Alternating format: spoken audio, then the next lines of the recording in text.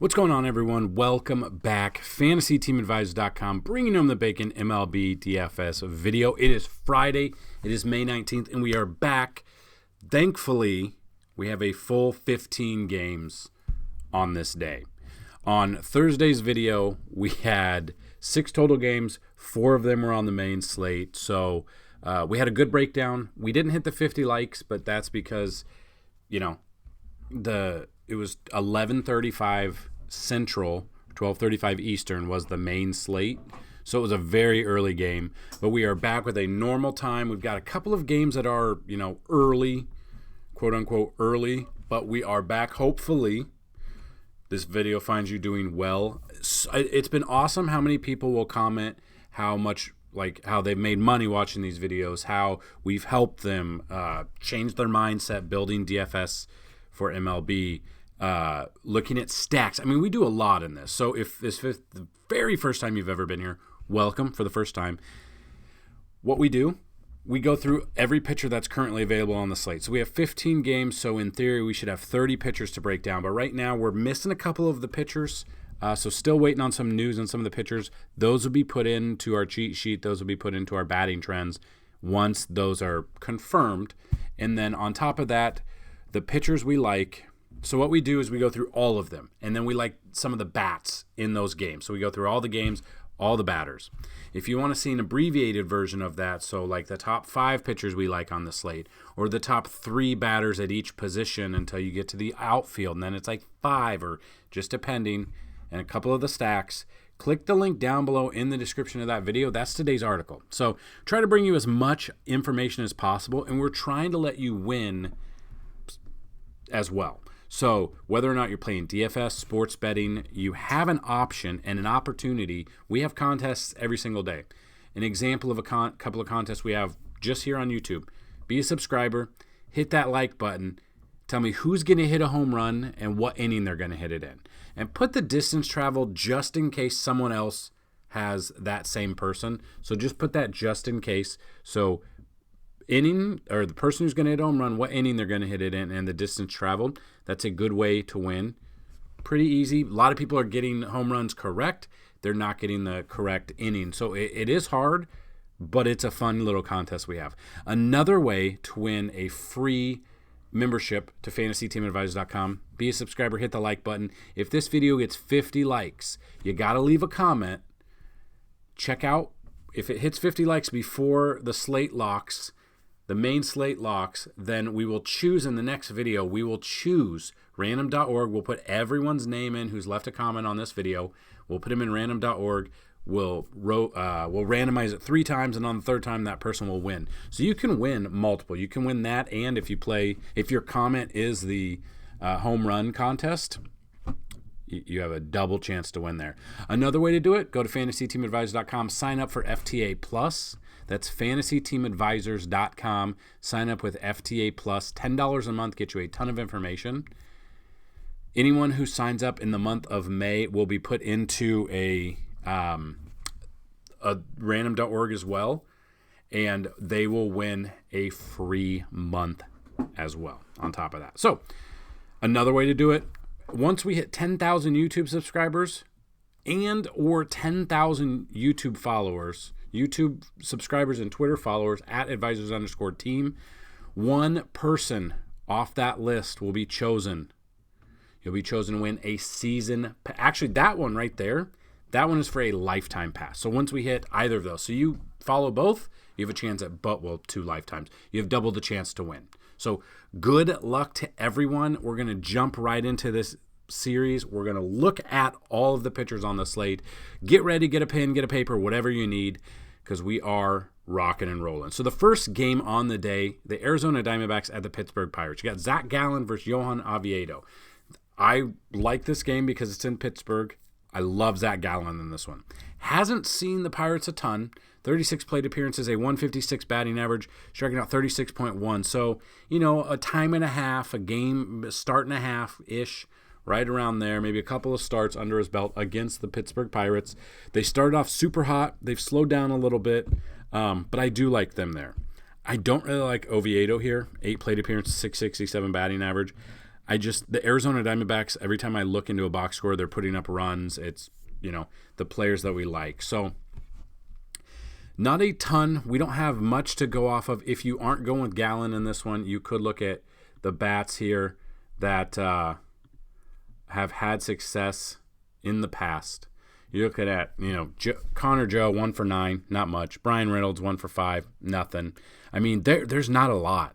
5 hits and 36 plate appearances with 13 strikeouts. I love a Zach Gallen pitching here. And then looking at it,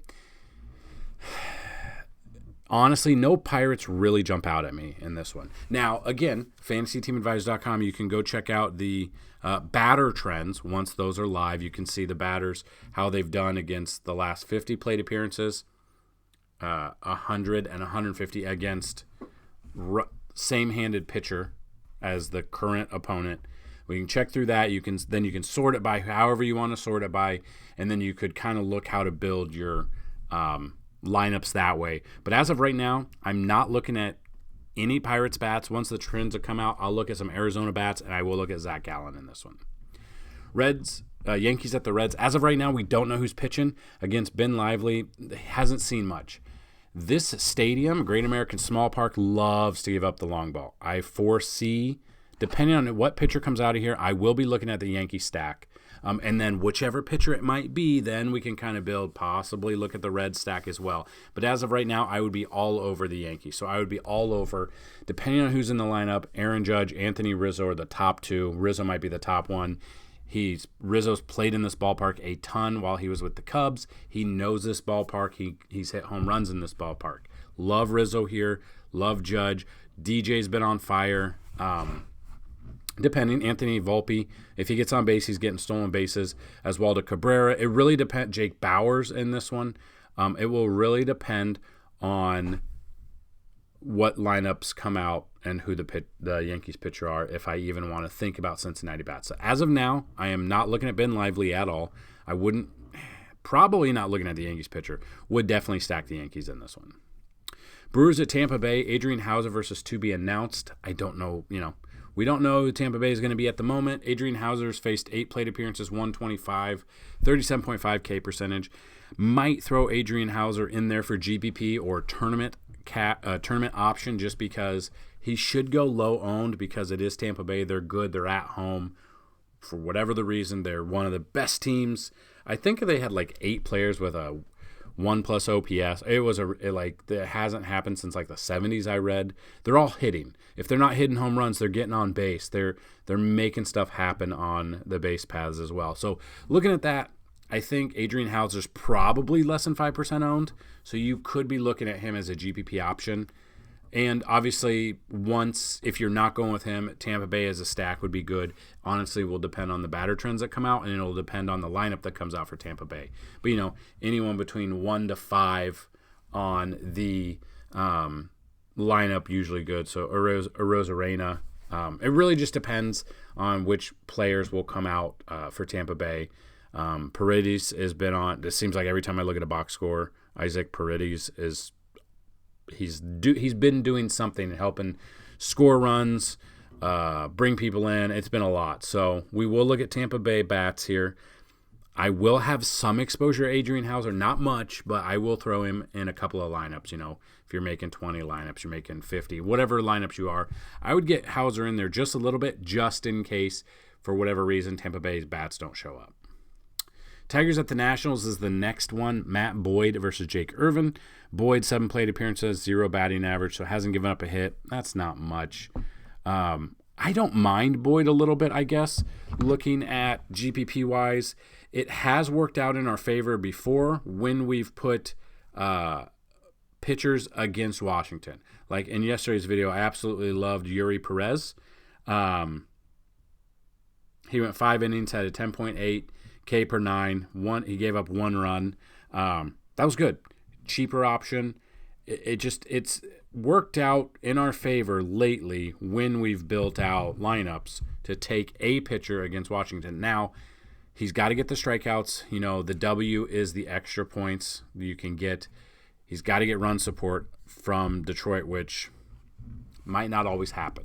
So in cash, I won't trust Matt Boyd. I'll look at him in GBP. Same thing with Jake Irvin. If he can give me some innings here, I just kind of wanted to look to see if how he's pitched so far. Let's see.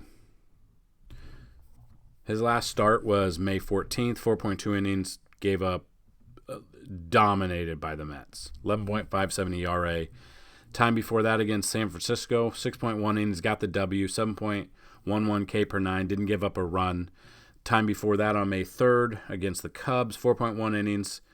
He's not striking out a ton other than the Mets, but then they dominated him. So I will have exposure to both of these pitchers. I don't know about the bats. Honestly, probably not any of the bats. None of the bats on either of these teams at the moment jump out to me. I highly doubt they'll jump out to me when the batter trends come through. So looking at that, probably staying clear of Boyd in cash. We'll have both of these guys in GPPs / tournament. When I say GPP, I mean like tournament plays that are multi-entry, that have thousands of players, because you need a little bit of competitive edge there. I'll have both of these pitchers in tournaments. Won't have them in cash. And honestly, probably 99% sure I won't have a stack of either of these teams, or really any individual players, unless they stick out, but I highly doubt they do. Next game, Cubs at the Phillies. You got Marcus Stroman versus Ranger Suarez. Stroman, 123 plate appearances, 204 batting average against the Phillies, 17.9. Then you got Ranger Suarez, 55 plate appearances, 204 batting average, 36.4 K percentage. Now, here's my problem. Stroman just got lit up for the first time his last start, which would have been, was it Sunday?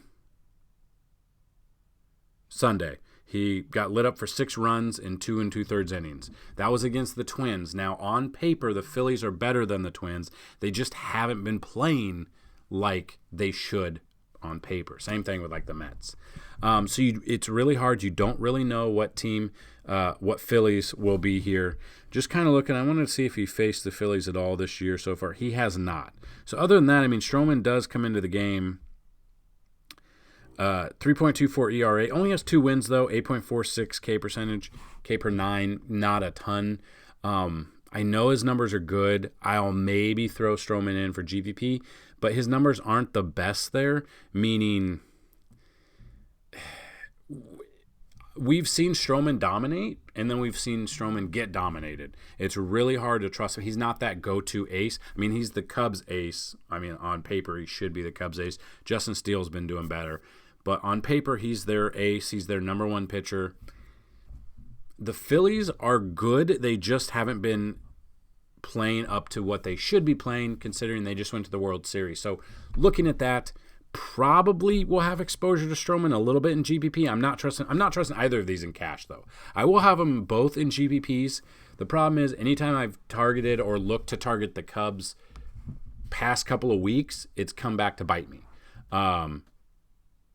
Yesterday, I had JP France. Okay. Houston did come back and win in the bottom of the ninth, scoring 4 runs, but they were still down. They were down 3. Last I looked, they were like down 5-0 or something. JP France, of course, had a huge ERA. So I'm very cautious when taking a player against them. And then we look at Ranger Suarez, who has been out. Let's see. He did pitch 4 innings on Sunday, or on Saturday. Yeah, he was in Coors, though. You know, it's not the best place to come in and play right off the bat. 4 innings, 9K per 9, 6.75 ERA. They did get the W, but it is Coors. So I will have some exposure to both of these pitchers. I won't do it in cash. I will do it in GPPs. But if you're going against that and you want to see what bats have had success, so the bats that have had success against Stroman for the Phillies in the past, Real Muto 7 for 20, which is a 350 batting average. Castellanos is 3 for 23, but he does have a home run in one of those. Schwarber's 3 for 12 with a double. I don't mind that. Josh Harrison 4 for 12 with a triple. Bryce Harper's 1 for 13 with a double. Bryson Stott 2 for 3. Trey Turner 2 for 10. I'll have some exposure. I mean, if you're twisting my arm and saying who would you take out of here, I'd probably take Castellanos. I would take Real Muto if he's in there. Bryce Harper, Bryson Stott probably, just to name a few. If you aren't going with Stroman as your pitcher. And then on the flip side of that, what Cubs bats have had success against Stroman in the past? Dansby's 2 for 10, so not much. Cody Bellinger 1 for 7 with a double. Patrick Wisdom 2 for 5 with 2 doubles, which brings the up to 400 batting average. Suzuki 2 for 3, which is a 667. Tucker Barnhart 1 for 3 with a home run. Eric Hosmer is 2 for 5 with a home run. All of those numbers jump the ERA there. But other than that, if you aren't taking them, no one BVP really won't play a factor in this one for them. So I don't mind Suarez as GPP. I probably would avoid both of these pitchers in cash. I would be looking at both of these offenses in some form in GPPs. Next game, Orioles at the Blue Jays. You got Kyle Gibson versus Yusei Kikuchi. Gibson, 138 plate appearances, 283 batting average. We know that when when Toronto is on, they can put up a ton of runs. They have a really good lineup. But when they're off, you can take a pitcher against them. Gibson, numbers aren't the best. We will dig into them, just like if you've been here before. Don't look at the surface numbers. Don't be like 138, 283 batting average against him. Could be like 3 players that have dominated. They could have all have a 600 batting average, and then everybody else is not. And then we can target again. So looking at that, those numbers aren't good, but we will dig in a little bit. And then the flip side of that, Kikuchi, 73 plate appearances, a 303 batting average. I don't know which Kikuchi you're going to get. He's been lit up before, just this season. All last season, past couple of years, he's been lit up. But then when he has a good game, people are like, "Oh, he's back. He's here to stay." Just looking at this, he's coming in with a 3.89 ERA, but he's got 5 Ws. So Toronto's giving him run support when he's out there. He does have a large, like last year, 100 innings pitched, 6 wins, but had a 5.19 ERA. So it really depends. He's had a good game. He's had a bad game against Atlanta where he gave up runs, had a 9 ERA in 4 innings.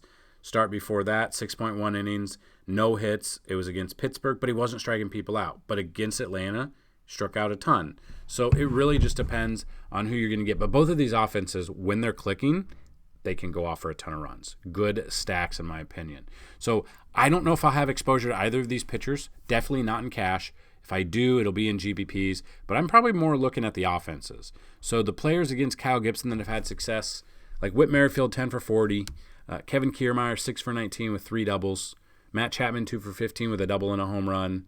Brandon Belt, 1 for 4 with a home run. Bo's 1 for 6, but Bo's hitting over 300. He's dominating when he gets on. Danny Jansen, 5 for 7 with 3 doubles, had that huge walk-off home run on Wednesday night for the Blue Jays against the Yankees. Vlad is 3 for 6 with a double, but don't know if he'll be in. He's got that. He did have an MRI on his knee. Everything was okay. Will he be in? Is he 100%? Will he be able to push off of that? Leg to, get some power behind it? I don't know. It's really hard to tell. He's not 100%, that's for sure. And then when we look at this, Kikuchi, the Orioles bats that have had success against him. Austin Hayes, 2 for 11 with a home run. Ryan Mountcastle's 4 for 9. 3 of his 4 hits, they've all been extra base hits. 3 of them have been home runs. So he's 4 for 9 with a double and 3 home runs. He makes a fantastic option for you. Adley's 1 for 7. That one hit was a home run. Anthony Santander, 3 for 7, 1 home run as well. Jorge Mateo, 4 for 9 with a double and a triple. If he's healthy and he plays, he gets on. Stealing a base most likely. Cedric Mullins, 2 for 10 with a triple there. Ryan McKenna, 3 for 8 with 2 doubles. I don't know if he'll play. But yeah, I honestly don't mind a stack here. A Mountcastle, an Adley, and a Santander, a Cedric Mullins. It really depends on who's out there. But Mountcastle's... Now, people have asked, what do you consider a good BVP? Now, 9 at-bats is not a lot. But when you have 4 extra base hits off that, I don't mind that at all. So Mountcastle might be one of my favorites. Might look at Mountcastle as your home run pick. I'm not saying do it, but I'm not saying not do it either. Next game, the Guardians at the Mets. You got Cal Quantrill versus Carlos Carrasco. Quantrill, 36 plate appearances, 233 batting average, 13.9 K percentage. He's got, it's the Mets. They should be better than what they are. And then Carrasco is coming off the IL. 24 plate appearances, 348 batting average. We'll look into that because that's pretty high. 20.8 K percentage. He did have an elbow problem. That's the thing. Kind of looking at this, he hasn't pitched in a month. April 15th was his last time against Oakland. 5 innings, 3.6 ERA, 5.4. So Carrasco's not striking a ton of people out either. And he's coming back off an elbow injury, so that is also worrisome because who knows if he'll even be in there for 5 innings. So I'm probably avoiding this game pitching-wise. I might even avoid it completely. If you aren't taking Quantrill, the players that have had success for the Mets against him, Tommy Pham, 2 for 6 with a home run. Not much. Jeff McNeil, 1 for 2 with a double. Pete Alonso, 1 for 3. Yeah, I mean, there's not much. And then the flip side of that, the Guardians bats against Carrasco have had success. 3 people. Now, this is what I'm talking about. Like, you have these numbers, they're high. Why? It's 3 people. Josh Bell, 6 for 14 with 2 doubles, batting .429. Cam Gallagher, 1 for 3, that's .333. That jumps it up. Zunino, 1 for 6. That's it. Nothing. 5 strikeouts and 23 at-bats. I don't mind those numbers. My problem is he's coming off the IL. He hasn't been striking out a ton of people. Don't know how deep he'll go into the game. Maybe throw Carrasco in GPP. Maybe throw both of these in GPP. You're not doing cash, for sure. You're doing tournament options, very limited tournament options. And it's if you're making like 20, 30, 40 lineups. But I just don't trust Carrasco enough. He could have a dominating game. I personally won't have much. I'll be very low on him on today. Then you've got the Mariners at the Braves as next. You got Bryce Miller versus Bryce Elder. Neither has faced each other before. If you've been with us in the past, you know that I absolutely love looking at a pitcher that has not faced a team before because they haven't seen him. They've only got the report. They can only look at a scouting report. They can't remember what they've done. I'll have exposure to both, but again, both of these offenses at any time can go off. So GPP, I don't mind for both of these until the batter trends come out and kind of see how they've done against right-handed pitchers. Not anything jumping out at me yet, but I would not be surprised if I have a Brave stack in this one. Rockies at the Rangers. Currently, Rockies to be announced against Martin Perez. Perez, 47 plate appearances, 14.9 K percentage, and a .386 batting average. I'm guessing most of this is probably in Coors, which, ERA does go up there. But it could be, Randall Grichuk, 5 for 16 with 2 doubles. Probably saw him when Perez was in Boston and Grichuk was in Toronto. 2 doubles there. That's pretty much it. Charlie Blackmon is 5 for 6, batting .833. So there you go. You can see that .833 is going to jump up the ERA immediately. Moustakas 3 for 8 with a double. Harold Castro 1 for 5. Chris Bryant 2 for 5 with a double. And that's really it. There's not much. I'll have some exposure to Perez. I won't have him in cash, though. I will have some exposure. Obviously, I wouldn't have anything to do with the pitching in this if it were in Colorado. But we're in Texas. It's not super hot in Texas yet. Once it's very hot in Texas and it is humid out, the ball flies out of there. If they have the roof open, I should say. So looking at that, I will have some exposure to Perez because Colorado, just not a very scary lineup outside of Coors pretty much. So I will have some exposure to Martin Perez. It won't be a lot. It won't be cash. It'll be strictly GPP, but I'll have some exposure there. Athletics at Houston Astros. Ken Waldichuk versus Brandon Bielak. Waldichuk, there's no way I'm taking a pitcher against Houston. Altuve's might be in this game. He didn't. He's back in Houston as of either Wednesday night or Thursday, and he could be activated for this weekend. Now, whether or not he is, I don't know. That just adds another potent bat into this lineup. against a lefty. So just kind of looking at how I won't have any exposure to Waldichuk. I don't think I'll have him at all. Bielak here, he's technically a relief pitcher, but I mean, he's been pitching 4 or 5 innings. He had 2 starts under his belt so far this year, I believe. May 13th, 5 innings, 7.2 K per 9 against the White Sox. It's the White Sox. And then May 7th, 4.2 innings, no strikeouts and 3 points. So he didn't have any strikeouts in almost 5 innings, which is kind of a bummer there because he's facing Athletics. So I won't have any Waldichuk. I'll have some Bielak here. It'll be very minimal because he hasn't gone 5 innings. The strikeouts just aren't there, and those are the fantasy points. Those are what you're going to get. I mean, you could get him for a little bit cheaper than other pitchers and then build around him and hope all your bats go off and he is a bystander. I just don't think he will be in a winning GPP lineup on this slate at all. But I will be looking at Houston, pretty much any of the righty bats. So, and I mean Yordan. So if Yordan's in, I'm taking Yordan, Bregman, Altuve if he's in there. It really just and Jose Abreu as well. Royals at the White Sox. Zach Greinke versus Michael Kopech. I think you've seen it before. I'm all about stacking against Greinke because it's Greinke. He's not striking out a ton. Yeah, he just got to what was it? He struck out 1,000 different batters. Cool.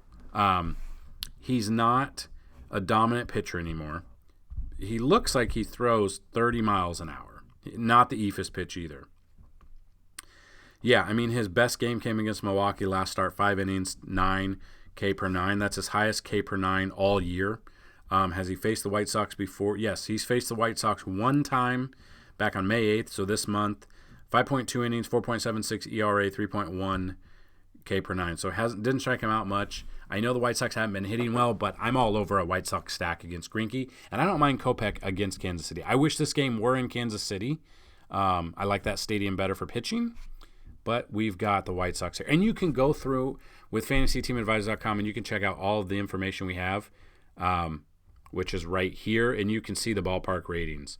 So you can go through here and see that how the White Sox stadium, how many runs it's given up, how many home runs it's given up, K per 9, stuff like that. So a lot of information is there. Couple that with the MLB odds. So we have the over-unders, we have the implied run totals, we have everything to help you build better DFS lineups. So I'm all over Kopech here. I'm not looking at Greinke, and I'm looking at the White Sox bats against Kansas City. And the White Sox, I mean, Grandal, 16 for 58, 3 doubles, 2 home runs. Pretty good, 276. Tim Anderson, 4 for 14. Andrew Benintendi, 2 for 10 with a double, so not much there. Andrew Vaughn, 4 for 11 with 2 doubles. Gavin Sheets, 2 for 6 with a home run. Luis Roberts been on fire. I think his May or his something ridiculous. He's hitting he's since early April. He's one of the top hitters in a ton of categories. So he's always up there. He seems like every time he's on I look him up, he's hit a home run. He's brought in some runs, which I really hope Lou Bob does really well because I have a ton of his rookie cards that I would love to continue to go up in value. So that will be awesome if that happens. So I'm not looking at Greinke at all. I don't have any exposure to him. I won't look at any of the Kansas City bats. I am looking at Kopech, and I'm looking at the White Sox bats. Then we got the Dodgers at the Cardinals, Tony Gonsolin versus Steven Matz. Gonsolin, 36 plate appearances, 273 batting average, 33.3 K percentage. I'll have some exposure to him.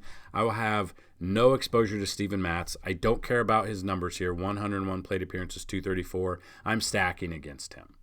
I'm stacking against Matz. We've done it all year. It's worked out pretty damn well. Freeman, 10 for 33, 3 doubles, home run. Miguel Rojas, 5 for 23, a double. JD Martinez, 3 for 11. Trace Thompson, 1 for 3 with a home run. I will look at some exposure to Dodgers bats and then possibly some Cardinals bats as well, but I will have zero exposure to Steven Matz probably all year. I don't know why I would ever have Steven Matz there. Arenado's been on fire if you aren't going Gonsolin. 1 for 8 with a home run, so not much. Tommy Edman, 2 for 5 with 2 doubles. Andrew Kisner, which I still don't understand how that's Kisner but whatever. 3 for 3 with 2 doubles as well. So if you aren't going Gonsolin, you could look at some of those bats. And then you got the Twins at the Angels, Joe Ryan versus Reed Detmers. I would take Joe Ryan here. 15 plate appearances, 333. And then you could look at some of the Minnesota bats against Detmers. But honestly, I kind of like both of these pitchers. I think Joe Ryan is more cash. I think Detmers is more tournament option. Correa is 2 for 7 with a home run. I mean, that's basically it. I don't think I'll be stacking the Twins, but you could find a couple of them there. But yeah, Joe Ryan for cash, Reed Detmers for GPP. Got James Paxton versus Blake Snell. Paxton had a good outing last time. He's going to get hurt. It's a fact. Even his blurb on Yahoo Sports showed he was going to get hurt. 78 plate appearance, 292. I'm looking at stacking the Padres. I think people will be like, look at his game last time. No. Bogart, 7 for 23, 2 doubles, 3 home runs. Absolutely love Bogey here. Rugi, 7 for 28, a double. Nelson Cruz, 1 for 4, a home run. I'm looking at a Padre stack against him. And then Blake Snell, love Blake Snell, especially at home against the Red Sox. 55 plate appearances, 188 batting average. Give me all the Blake Snell. Give me all of the Padres as a stack. I do not trust James Paxton. You may trust him. Don't be surprised if he leaves hurt. He didn't his first start. Cool. Good for him. You'll see. Then the final game, the Marlins at the Giants. You got Sandy Alcantara versus Anthony DeSclafani. Alcantara, 91 plate appearances, 262 batting average. DeSclafani, 62 plate appearances, 345. Love Alcantara here. Won't have any exposure to DeSclafani. And I love that this is a pitcher's park in San Francisco. So what Marlins bats have had success against DeSclafani? Jorge Soler, 4 for 12 with a home run. Jacob Stalling, 7 for 12 with a home run. Garrett Hampson, 2 for 11. I mean, yeah, Soler is a good one. Luis Arraez, 2 for 2 with a double. I mean, he's always on base. I don't mind him. Joey Window, 2 for 2. Gene Segura's 0 for 5, but I don't mind. I will be looking at a Marlins stack here. It'll be small. I won't have a ton of Marlins stacks here, but I will be looking at Alcantara and a Marlins stack. I won't be looking at DeSclafani or any of the Giants bats. So there you go. I know it's a long video, but we have a lot to go over in these. If you like the video format, let me know. If you think we should change anything, let me know. If you think this is too long, let me know that too. It's really hard to convey all the information I want quickly. That is why we go through everything here, and then some of the plays that we like are on the article down below. So that's all I've got for you. Remember, we got all those contests going on, so get in there. If this video gets 50 likes, which I bet it will, I know you guys, get it to 50 likes, and someone will win a free pass to MLB DFS on FantasyTeamAdvisors.com. That's all I've got for you. Good luck today, and as always, bring home that bacon. Peace.